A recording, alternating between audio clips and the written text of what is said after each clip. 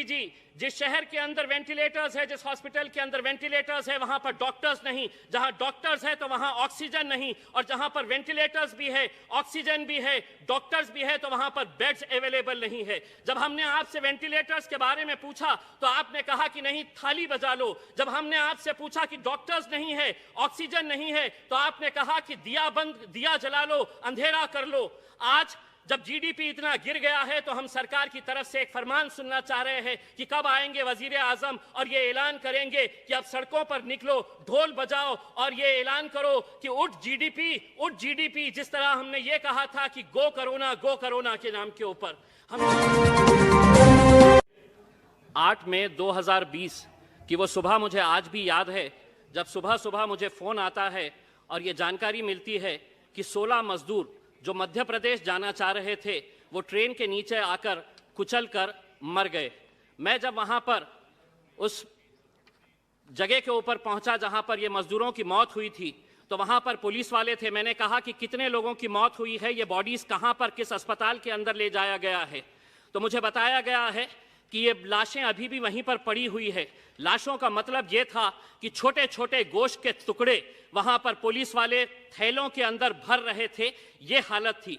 उस दिन टेलीविजन के ऊपर ये खबर चलाई गई कि एक्सीडेंट के अंदर 16 मजदूरों की मौत हो गई, लेकिन मैं उस दिन भी कहा था, एक बार फिर से आज यहां पर दोहराता हूं कि वो एक्सीडेंट नहीं था बल्कि हत्या थी, और वो हत्या के जिम्मेदार हम सब लोग हैं जिन्होंने इन मजदूरों को सड़कों के ऊपर छोड़ दिया था। ये महज एक इत्तेफाक हो सकता है कि उसी दिन अखबार के अंदर ये खबर आई थी कि विदेशों में रहने वाले जो भारतीय हैं उनके लिए विशेष प्लेन चलाए जाएंगे।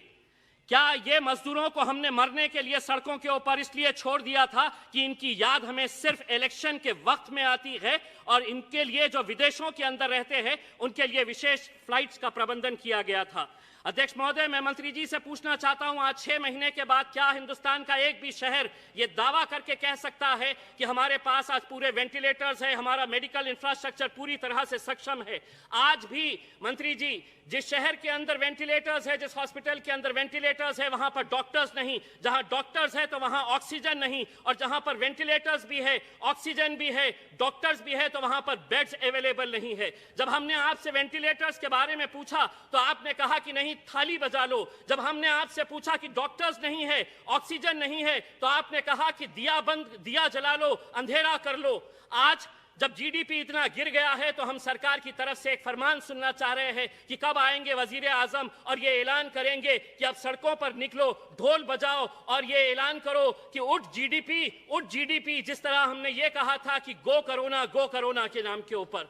हमने अपना मजाक पूरे मुल्क में नहीं बल्कि पूरी दुनिया के सामने ये किया था। आज चाइना के अंदर इस बीमारी का जन्म हुआ, इटली, ब्राजील, स्पेन के अंदर ये पली बड़ी, जैसे ही भारत के अंदर आई तो ये हिंदू और मुसलमान का शक्ल इख्तियार कर ली। बड़ा अफसोस होता है मंत्री जी हमें, जब इस सदन के अंदर बैठे हुए एक सांसद ये कहते हैं कि ये बीमारी देश के अंदर फैली तो तबलीगी जमात की वजह से फैली। अगर कसूरवार कोई था तो उसके ऊपर आपकी सरकार है, आप लीजिए उसके ऊपर कार्रवाई। लेकिन इस तरह ऐसे मौके के ऊपर जब लोगों की जाने जा रही थी, उस वक्त हम हिंदू मुसलमान कर रहे थे। सारे टेलीविजन चैनल के ऊपर यह दिखाया जा रहा था कि यह बीमारी हिंदुस्तान के अंदर फैली है तो एक तबलीगी जमात की वजह से फैली है। अगर किसी की तरफ से कोई गलती थी तो आप बोलिए, आपकी सरकार है।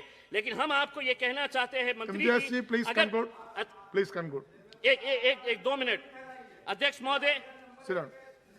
महोदय, आज हमें मालूम है कि संकट गहरा हुआ है।